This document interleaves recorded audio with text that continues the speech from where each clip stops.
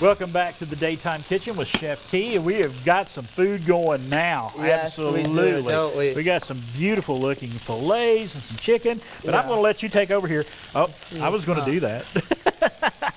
There you go. Now we have to turn it up. Now it's like too low. Okay, too we're low? Good. Yeah, we want it to cook by the end of the segment. There we go. That's about as high as it goes. Yes. Right there. Wait a minute. There you go. That's yep, high. perfect. All right, so we're getting a good sear on those steaks right now. Talk to us about, we were talking about that. A lot of folks have got tickets for the big game this Saturday over at Bristol Motor Speedway. A lot of folks are going to enjoy it from the home. Yes. And so what do you got going on? This would be a great meal to sit in front of your TV and just enjoy some baseball and enjoy a great meal. Yeah. Yes. So right now we're getting that. You'll see it when you go to the supermarkets. We're in that corn season. Oh, yeah. We're getting that really, really good sweet corn. So I love making the elote dish and then pairing it with some proteins, right? But my pro tip, again, always trying to keep it healthy because corn is still a carb. It breaks down into simple sugars, right? So people that have type 1 diabetes and all that kind of stuff, you still got to watch it. But you still sometimes just get to treat yourself. So I like to pair it with vegan mayo. And I'm going to tell you, if I didn't tell you vegan mayo is like on a sandwich, you will not know. It's just plant-based. It's these little substitutes that I've made in my life because I'm also going to top it with cheese. So I have to have a balance somewhere, right? If I'm going to go all out, I need to make sure that I'm also, it's like and I love having elote. that meal and then the Diet Coke. No good. Right? So we're going to hit it with the vegan mayo first, the plant-based mayo. I love to get a good slough on it. And honestly, I use a lot of plant-based butter in my cooking because I see a lot of people now, I'm getting that request, even as I'm moving into the private sector. Chris, can you take those chicken skewers out, rest them on the plate nicely, and let that fillet continue continue to cook.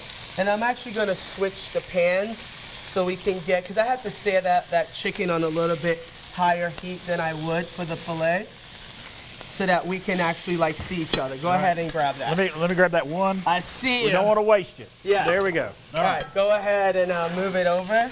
Okay. Yeah. All right, awesome. I got this other fillet. Now you're in charge of the fillets today, okay? I want medium rare fillets here, Chris. All right, awesome. So we're getting there. Yep. So after I put my my vegan mayo on there, then I'm gonna go ahead and I'm gonna sprinkle a little bit of cotija cheese on it. Oh, yeah. This is like a good Mexican crumbling cheese. It's low in fat, but it's still full of flavor. Tasty. It's full of flavor.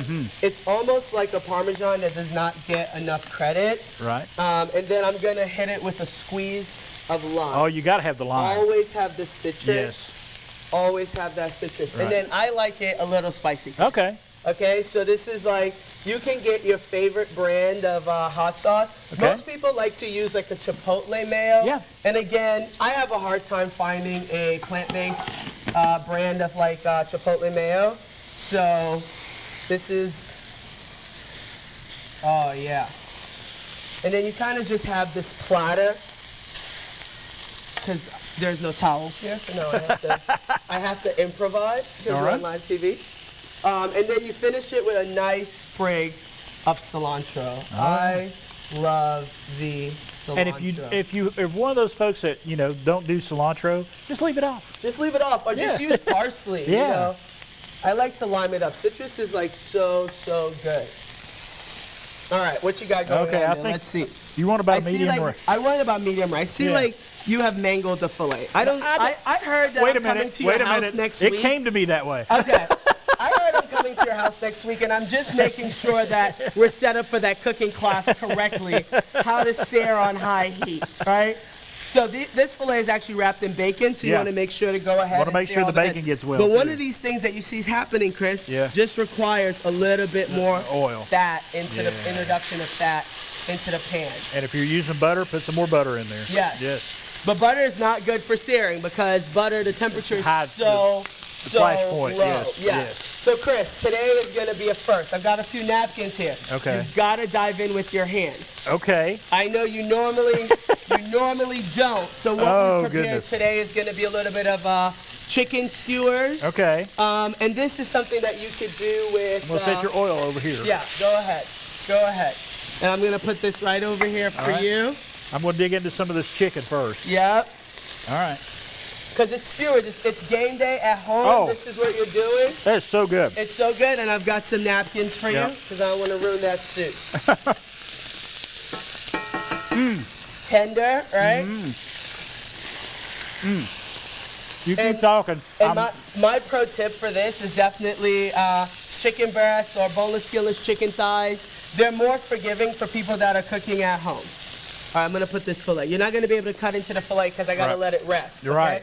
But I really want you to navigate and get into that corn. Okay. I'm going to do it. And just like on game day, we're wiping our hands in napkins. Do you mind if I put a little more juice? You go right ahead. You do you. And tell me what you think. All right. Make sure you got your napkin handy, Chris. Because, I got it right here. Okay, let's do it. Right here. Get into it. Oh. Now, if I didn't tell you that was vegan mayo, would you? Wouldn't have known the difference. Yeah. Yeah. It's delicious. You get the tortilla. Get right here, Chris.